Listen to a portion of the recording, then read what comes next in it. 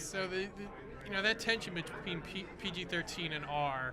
What are your thoughts on like superheroes being kid stuff, but sometimes they're they go into that mature area? Should they be kid stuff or should there be a mix? What do you think?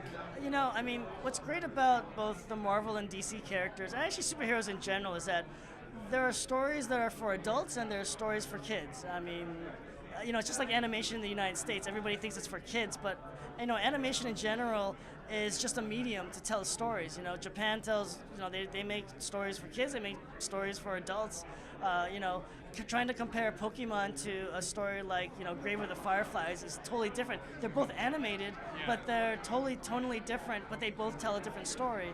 And so, with these kind of films and these kind of like superheroes in general, I think, it's all open to interpretation. Like The Killing Joke is definitely not a kid's story, but it's still it's interesting story for people to read about or watch. The Dark Knight Returns, the one that I had done, is that Frank Miller had also had done originally, of course, is not a kid's story, but it's a great story of somebody coming back and rising up and fighting for what they believe is right. And I think that's relevant to today, and I think stories should basically be that. They should be relevant for the audience that it's made for, whether it's for kids or for adults, but for the most part have a message, a clear message to its audience. How did you go about dealing with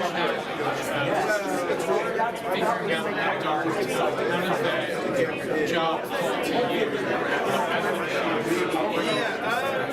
It's very intuitive, like these characters are very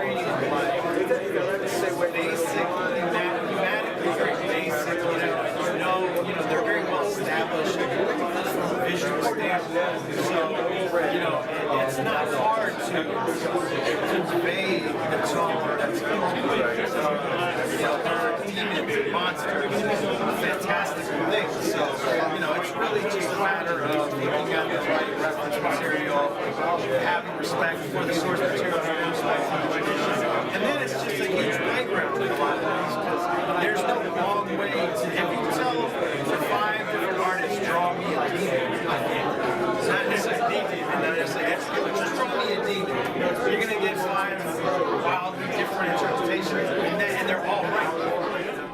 I'm a big fan of Arrow, and your guest appearance was one of my favorites. Oh, thank you. Any chance you'll show up again? I don't know. I'm very lucky that since I did Arrow, I've been working constantly. I went off and did a play on Broadway, and then I've been working on this TV show. So, I've been lucky enough to be working, and I haven't been available. But it was great to work with those guys. Stephen Amell's a great guy to work with, and the whole cast and crew there. They got a real tight ship, and I've had a lot of fun with them. And so, never say never. That's what I say. Right.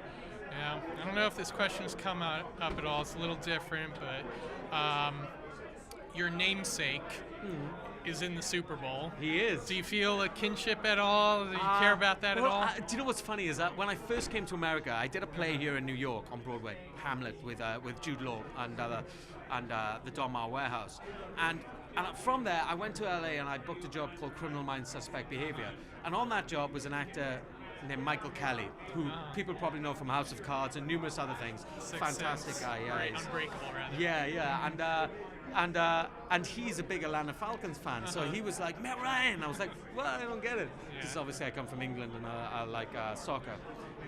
So he actually bought me the jersey, and I said if we went to season 2, I'd start, getting involved with that stuff. But we didn't make it to season 2, but we filmed the show Constantine in Atlanta, and so I think that if I do have an American football team, then it's going to be the Atlanta Falcons, and I wish Matt Ryan, the other Matt Ryan, may the real Matt Ryan please stand up. I wish him all the best, and congratulations for getting this. A trip to New York and going in the dark side, the medical side, what was the biggest challenge in nailing that tone? Well, finding the right tone. I wanted Justice League Dark to be mainly a horror cult trappings, but I wanted it to feel scary, and I also wanted it to earn its rating. So that necessitated picking certain characters that work more in a horror realm than say a Dr. Fate, who's more of a Dr. Doctor Strange occult kind of metaphysical realm. I wanted characters that went on a Harlem, so that meant Swamp Thing and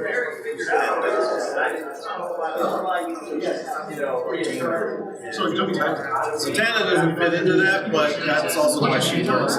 She is kind of the light that's in the darkness. So that's how we went about it. So I'd like to say thank you to all the fans, really, that have allowed me to be able to carry on kind of doing this character for this long. You know, it's been 2 years since the show finished airing, and I'm still on this journey with this character, and that's down to the fans. So thank you.